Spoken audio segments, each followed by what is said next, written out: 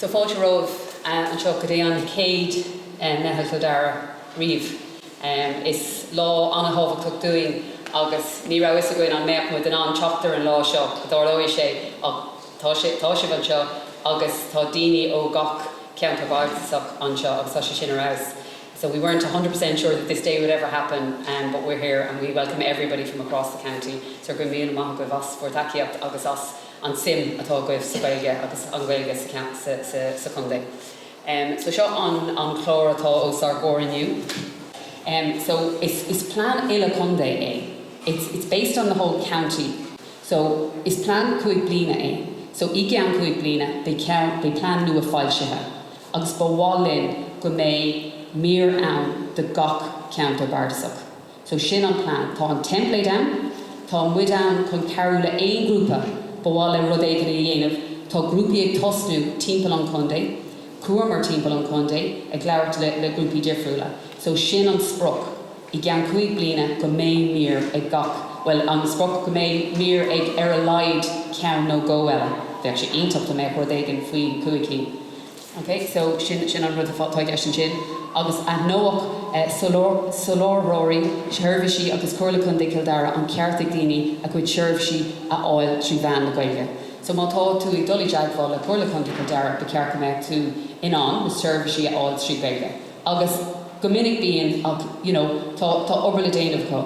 Now, tá muid thar bheith buíocht de cuirla Conde Kildara, mar ní amháin gur thug sí takeíocht doing an plan seo a heola, thug siad an deis doing le déanaí dolisteach agus leabhar leis na cóirlóirí ar fad, agus bhí siad thar bheith dearfach.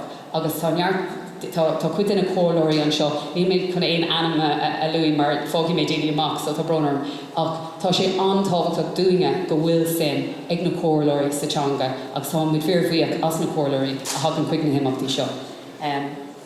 So tá gábhlín oibre I ggóbhú an bhlean. So thóg mar gábhlín chun an plán seo a chur le chéile. Chur mar dréic le chéile, d'agriaí mar ceartlainne, ihe oscailte, agus chur mar dréicht amach an sin, agus fuair mar aiseolais agus an sin chur mar le chéile. So in order ní plán sopas an é seo ar thurbe. Seo plán pobl na Gaeilge I Conde Kildara. Just rinne mar sort on footwork there. Sin an rud. It really is a people's plan. It doesn't belong to someone. It doesn't belong to anybody. But it belongs to everybody, and everybody had an opportunity to give their feedback on Ashola support. So if you file she have blino him, August Cuig Blina atá gist mar luí mé níos lua. Is agus ceannar up pobl atá ann, tá sé sin fear tábhachtach nach le éideanna a bháin nó in grúpa óháin is le gach duine é. So próséis cuimsaach le cóirlacán, so bhí mar sin an rud bhí na híthe oscailte bhí deise gach duine aiseola support.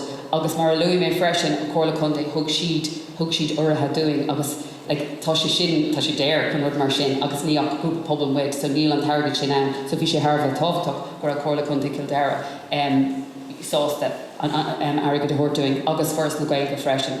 Bhí chun na Gaeilge thar a bheith a tábhachtach doing ó thaobh cóirla freisin agus glór an ré. So bhí a long grúpi ann ag obair agus ag ann just ó thaobh cóirla. Bhí a long daoine agus a long grúpi mar páirt den próséis seo. Legan an plán amach fís sprochanna agus bartanna chlárán with the réimse lena éachtaí. So bhí sé tábhachtach nuair chumar an plán le chéile.